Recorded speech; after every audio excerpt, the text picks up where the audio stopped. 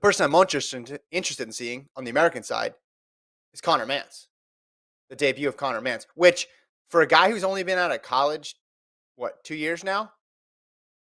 A year and a half? Yeah, I don't It even feels know. as I if mean, we, well, it feels as, he ran cross country last year, right? was that his last one? Yeah, That he might have been ran his fall last cross one. country. So Yeah. hasn't even been a whole year. And yet it feels like I've been waiting for his marathon debut for 5 years because he got tagged with the marathon label way early on, way before he was even halfway through cross country or his college career. It's like that guy's a marathoner. And maybe it's just the style in which he runs or something. I think the danger in that is we think because like a person can't kick, it's like that person will be a marathoner. Now, first of all, he can kick. He's got speed. He's like closed races really Doesn't look hard. like he does it. It doesn't look like he does it. Yeah. Yeah. And sometimes when you go hard in the early part of a race, people assume it's because you can't go hard at the end of the race. But look at his results from the USA's. I mean, he didn't make the team in either the 5 or the 10, but was right there in both the 5 or the 10. You don't do that if you don't have closing speed. So he has closing speed. But put all that aside for now. The marathon, I mean, he wanted to make a go of it at the trials, remember? But then got hurt in the lead up. And that was when he was still in school at BYU. So we are finally going to see it. It's probably hard to do it in the midst of a college type program when you're competing 3 seasons. This to me seems like a more organic way to do it. He's still mid 20s, a lot of potential. So this is the guy that people are going to be saying, all right, who's going to be the next person after Rupp who can contend for medals? People would say it's Connor Mantz in the marathon. What would he need to run in this? I mean, it might not happen in this first race because you can have a bad first race, have a great second race, and have a great career. So it's not all about Yeah. this one race. But what place would you need to see him finish for you to be like, I'm going all in on Connor Mantz being the next U.S. medal threat for the next, 5 to 10 years? Yeah. And when I say medal threat, I'm not just talking about Olympics. I'm also saying that as a stand in for major marathon Yeah. performance. Like who's a Yeah. person who can get into the top 5? Not all the time, but can be in there. The bar is high now with how fast everybody's running. You can't say sub 210 anymore. It's like sub 208, right? What about Because then you place? go to it's hard to tell with this field. I actually in this field would focus more on time Time? than I would on Okay. place. Yeah, because we can assume. I mean, if the weather is normal, which there's no guarantee for this, but you kind of have a feeling of what's going to happen in Chicago.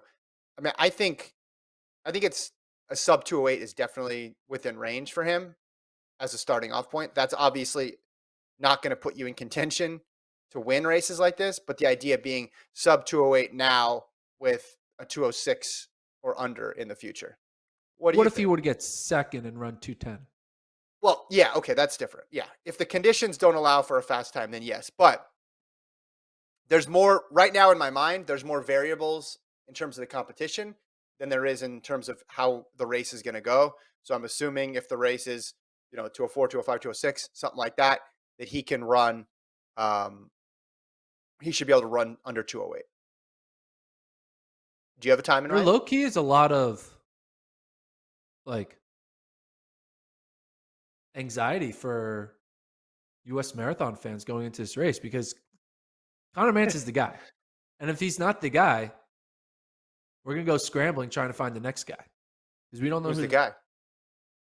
I Yeah. mean, Well, we don't know. So like we're putting all of our marbles and our feathers and our pieces of things into this one basket. Feathers in a eggs basket. is the That's not a phrase. terminology. I made up that Yep, phrase. eggs is what you want. Yep. Eggs. That's the word. Eggs. Feathers. That was close. Feathers on chickens. Chickens lay eggs. That was how my Eggs brain worked. are feather marbles if you think about it hard enough. So Yes, exactly. Feather marbled. Okay, but here's why you should be high on Connor Mantz. He's doing the exact same thing that people who want to see the U.S. men succeed in the marathon do, which is he's not waiting until he's slowed down on the track to move to the marathon. Yeah. He got fourth at USA scored in the 5,000. Fourth. He ran 13:11. There's a lot of parallels here to Ryan Hall.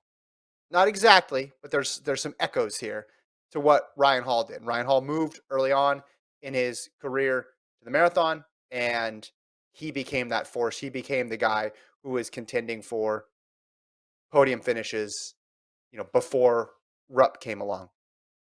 But you said that everybody's pinning their hopes on Mantz. And maybe, though, someone you mentioned before might end up just going better, fitting better at the marathon, at least short term. Someone like a Kipchirchir. There could be somebody else because there's a lot of debuts or people running marathons for their second or third time for the U.S. this fall as well, too. But in my mind, if you're talking who has the potential to be a force in the men's marathon for the next 10 years, he is the best candidate right now. It's Connor Mantz. No pressure, Connor. No pressure.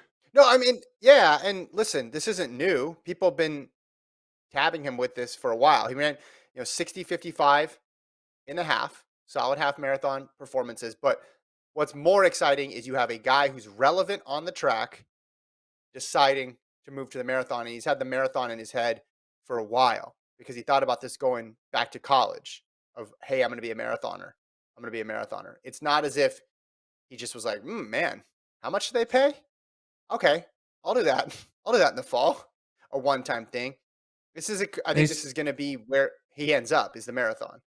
He's 25 years old, so it's not. Yeah. I mean, how old was Rupp when he ran his first marathon? That was right before. I'm looking up Hall. When did Hall debut in the marathon? Let's see. Was it 2007, and he was born in 82. So he was right around the same age when he debuted. And Hall was. What about Rupp? So Rupp debuted at the marathon in 2016, right? So yes, and he was born in 86. So he was 30. 30. Yeah. So different scenario, right? Because obviously Rupp did the more traditional. Now he could have squeezed out a couple other years on the track, no doubt, but he did the more. I use my prime on the track, and then now I'm moving to the marathon, and hey, I'm still good in the marathon. Hall was more moving preemptively. He moved before it became obvious because I think he knew where he was best going to fit in, and it was going to be in the marathon, which obviously he was 100% correct on that. So I'm very excited about it. A lot of times with these debuts, again, it's not the fourth place guy USA's in the 5,000 who's doing it, and you get excited because it's the person who is got eighth in the 10,000, which is different. Connor Mantz is a different type of guy, and for the U.S. men, this is big because they need a new name to be competitive.